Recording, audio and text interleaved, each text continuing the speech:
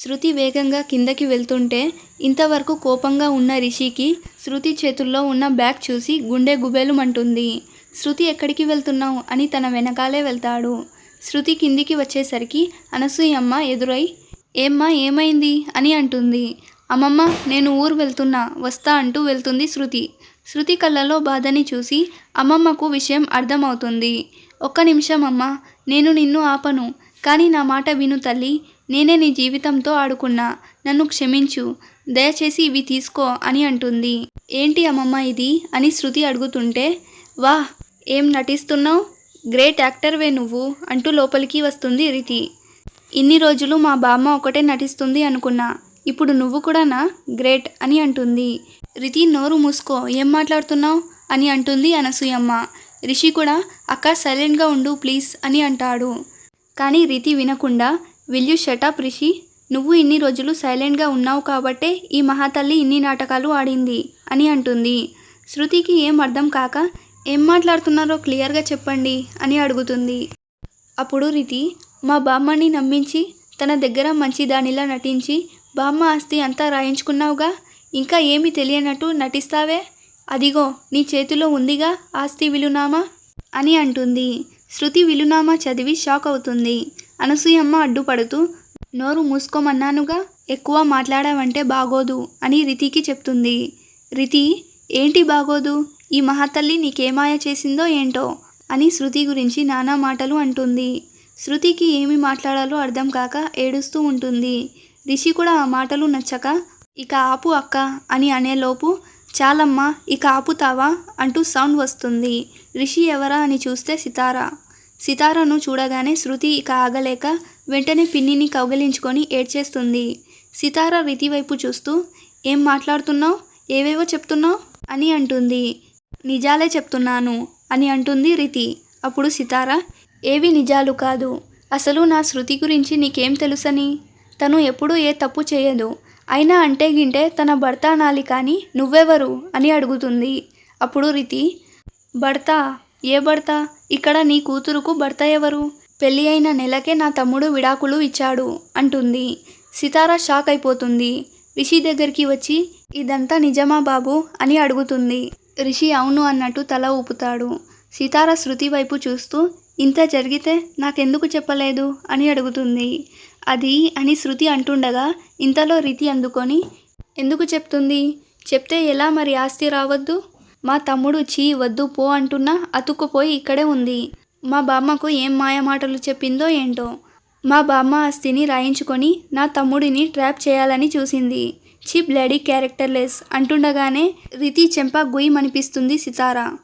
ఇంకొక మాట నా కూతురు గురించి తప్పుగా మాట్లాడితే ఈసారి చేతితో కాదు ఇంకోలా సమాధానం చెప్పాల్సి వస్తుంది జాగ్రత్త అంటూ కోపంగా శృతి చేతిలో ఉన్న పేపర్స్ తీసుకొని అనసూయమ్మ దగ్గరకు వచ్చి ఏమమ్మా పెద్దావిడ, మాకు ఏవేవో మాయమాటలు చెప్పి నా కూతురు జీవితంతో బాగానే ఆడుకున్నారు, ఇప్పుడు ఏం చెప్తారు సమాధానం అని అడుగుతుంది.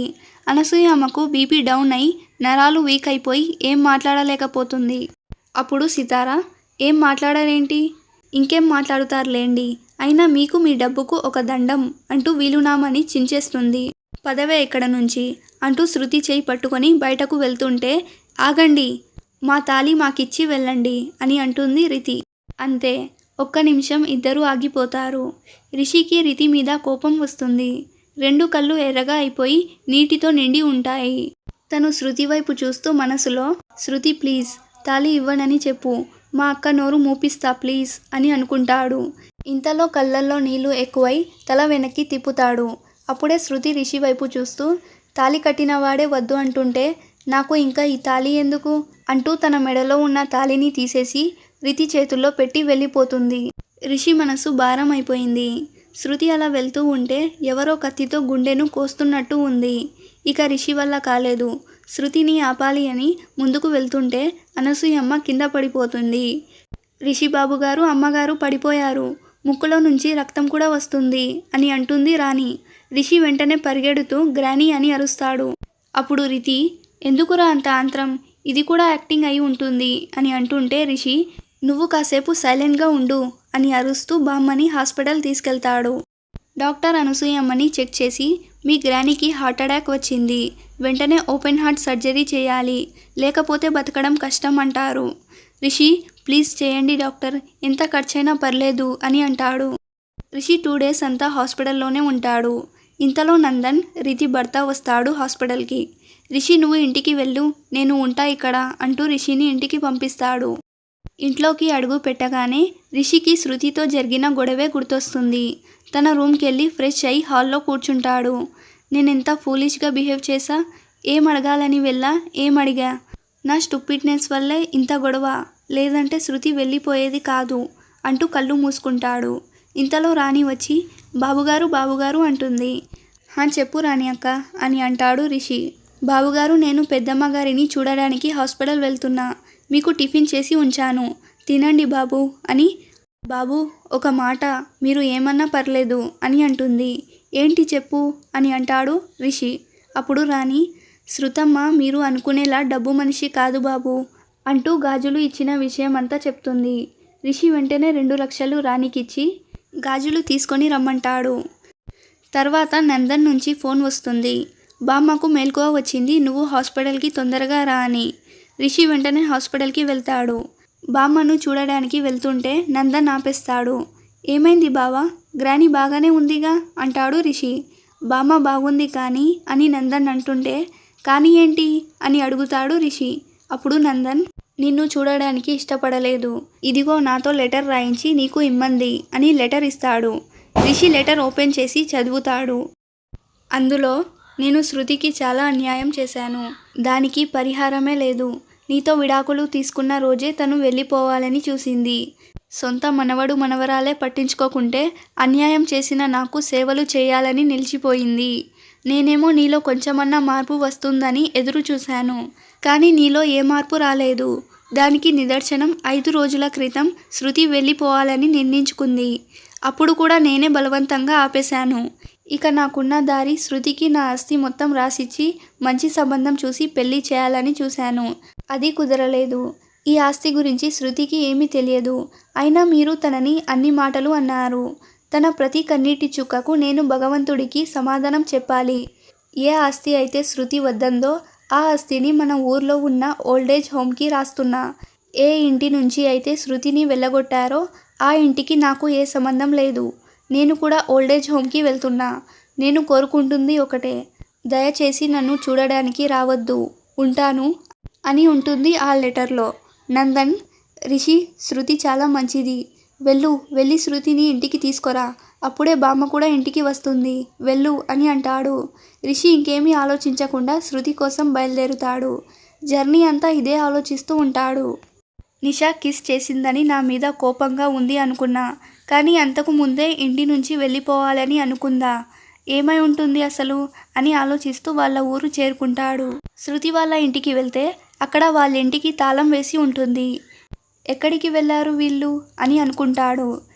రిషి దగ్గర శృతి వాళ్ళ నెంబర్స్ ఒకటి లేదు. రాణికి ఫోన్ చేసి శృతి నెంబర్ తీసుకుంటాడు, కానీ శృతి ఫోన్ స్విచ్ ఆఫ్ అని వస్తుంది. ఎదిరింట్లో అన్న అడుగుదాం అని గుండమ్మ ఇంటికి వెళ్తాడు. గుండమ్మ రిషిని చూసి ఏంటి బాబు ఇలా అని అంటుంటే రిషి ఆంటీ శృతి వాళ్ళు ఎక్కడా అని అడుగుతాడు. గుండమ్మ ఏంటి శృతి నీ దగ్గర లేదా అంటుంది నోరు పెద్దగా చేసి. రిషి వెంటనే అదేం లేదు, శృతి వాళ్ళ పిన్ని కోసం వచ్చాను అని వెళ్ళిపోతాడు. రిషి వెళ్ళడం చూసి గుండమ్మ లోపలికి వెళ్తుంది. ఎవరక్క అని అడుగుతుంది గుండమ్మ చెల్లి. ఆ శృతి మొగుడు అని అంటుంది గుండమ్మ. ఏంటట అని తన చెల్లి అడిగితే సితార కోసం వచ్చాడట వాడు అని అంటుంది గుండమ్మ. నీకేంటే అంత కోపం అతని మీద అని అడుగుతుంది తన చెల్లి. అప్పుడు గుండమ్మ కోపం కాక మరేంటి, ఎన్ని చేశా నేను శృతి జీవితం నాశనం చేయాలని, ఒక్కటి ఫలించలేదు ఛీ అని చెప్తుంది. అవును మరి, నీ కొడుక్కి మన కులం కాని దానితో పెళ్లి చేశాడుగా వాళ్ళ నాన్న అని తన చెల్లి అంటుంది. అప్పుడు గుండమ్మ అందుకే దాని జీవితం కూడా నాశనం చేయాలని చూసా. నీకు తెలుసా శృతి పెళ్లికి ముందు ఏం చేశానో అంటూ జరిగినదంతా మూట కట్టినట్టు చెప్తుంది. ఇంత చేశావా నువ్వు అంటూ ఆశ్చర్యపోతూ అడుగుతుంది ఆమె చెల్లి. అప్పుడు గుండమ్మ ఇంత చేసినా ఏం జరిగింది, నా తలకాయ జరిగింది, అది అక్కడ హాయిగా ఉంది, సర్లే కానీ ముందు పని చూడు అంటూ చెల్లి మీద కస్సు బుస్సుమంటుంది. ఇదంతా విన్న రిషి ఒక్కసారిగా షాక్ అవుతాడు. పాపం రిషి వెనక్కి వెళ్ళినట్టే వెళ్ళి అట్లీస్ట్ సితార ఫోన్ నెంబర్ అయినా అడుగుదామంటూ వెనక్కి వచ్చి ఫస్ట్ నుంచి జరిగినదంతా వింటాడు. ఏంటి ఈవిడకు ఇంత ఈవిల్ మైండ్, షట్. అయినా ఒకరిని అని ఏం లాభం, నాకుండాలి ఆ బుద్ధి. ఎవరో ఏదో చెప్తే ఎలా నమ్మాను. ఎన్ని మాటలు అన్నాను శృతిని. తను నాకు ఎంత చెప్పినా ఒక్కసారి కూడా తన మాట వినలేదు. ఫస్ట్ టైం నా మీద నాకు అసహ్యం వేస్తుంది. ఓ గాడ్ ప్లీజ్ నా శృతిని మళ్ళీ నా జీవితంలోకి వచ్చేలా చూడు అంటూ ఆగని కన్నీళ్లతో నడుస్తూ వెళ్ళిపోతాడు.